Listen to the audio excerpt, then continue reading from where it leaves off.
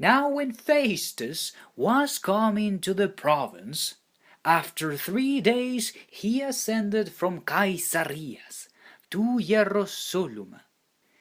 Then the high priest and the chief of the Judaeon informed him against Pawlo, and besought him, and desired favor against him, that he would send for him to Jerusalem, laying wait in the way to kill him. But Festus answered that Pawlo should be kept at Caesarea, and that he himself would depart shortly thither. Let them therefore, said he, which among you are able, go down with me, and accuse this man, if there be any wickedness in him. And when he had tarried among them more than 10 days, he went down unto Caesarea. And the next day, sitting on the judgment seat, commanded Pawlo to be brought. And when he was come, the Judaeoi, which came down from Jerusalem, stood round about, and laid many and grievous complaints against Pawlo, which they could not prove.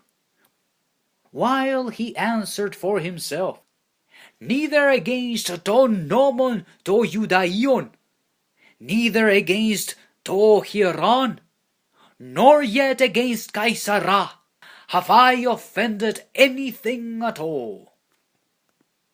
But Festus, willing to do to Judaeois a pleasure, answered Pawlo and said, Wilt thou go up to Jerusalem, and there be judged of these things before me? Then said Pawlos, I stand at Kaisaros' judgment seat, where I ought to be judged. To the Judaeus have I done no wrong, as thou very well knowest. For if I be an offender, or have committed anything worthy of death, I refuse not to die. But if there be none of these things whereof these accuse me, no man may deliver me unto them. Caesara epicalumai. Then Festus, when he had conferred with the council,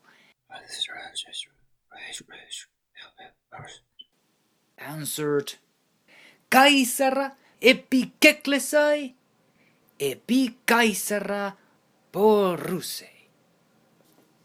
And after certain days, Basilus, Agrippas, and Vernike came unto Caesarea to salute Festus.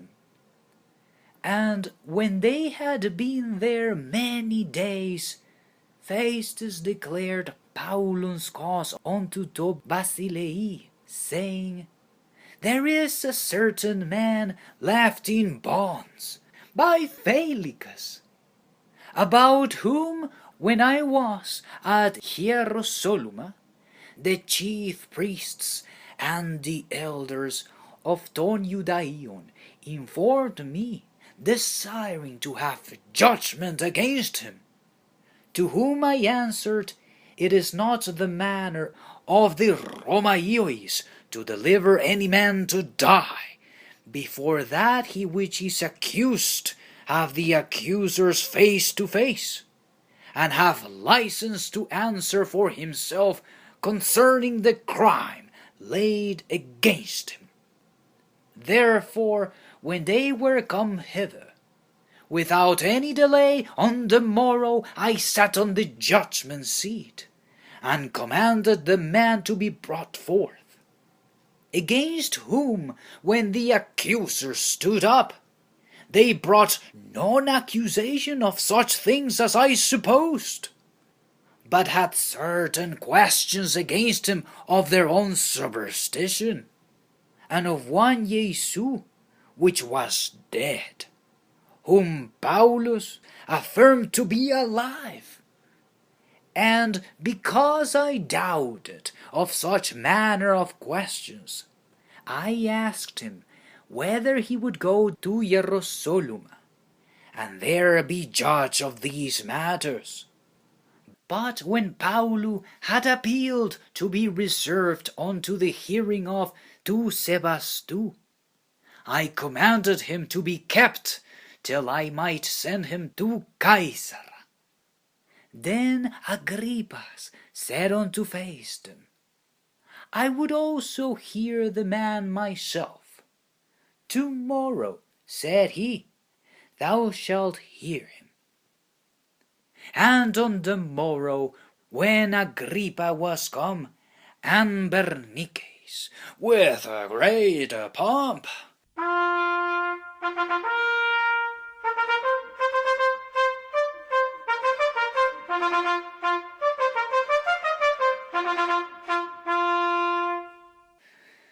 and was entered into the place of hearing, with the chief captains and principal men of the city, at Fηστος' commandment, Pαυλος was brought forth.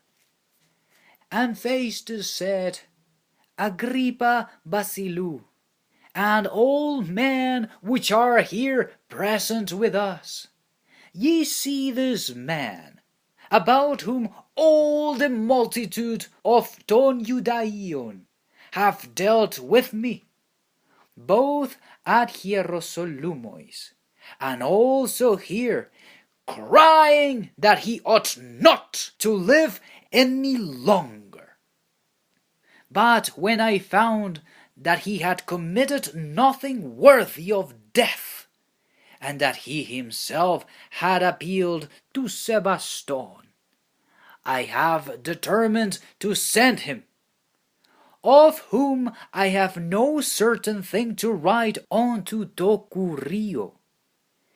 Wherefore I have brought him forth before you, and especially before you, O Βασιλεύ Agrippa, that after examination had, I might have somewhat to write.